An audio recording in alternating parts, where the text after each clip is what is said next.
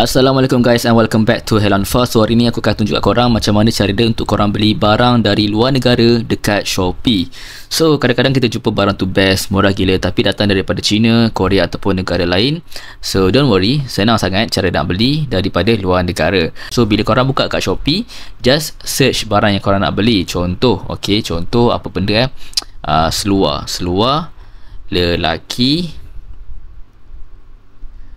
seluar lelaki baggy, contoh bahagian sini. Kemudian korang search by filter, tekan kat filter, klik filter sini dan korang pilih overseas, tekan overseas.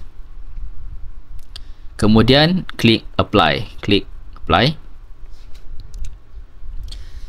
Macam mana kita nak check? So kita pilih satu produk. Contoh saya berminat dengan produk yang ini.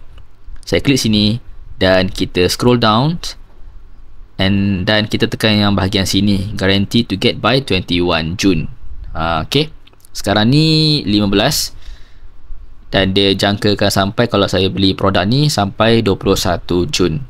And dia bagi tahu sini express delivery international. So confirm lah barang ini daripada luar negara guys.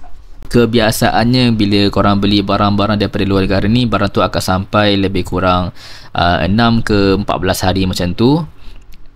So korang just tunggu je lah barang tu sampai daripada overseas. So itu saja guys. Kalau korang rasa video ni bermanfaat, jangan lupa untuk like, komen dan subscribe channel Helanfa dan jumpa pada next video. Assalamualaikum.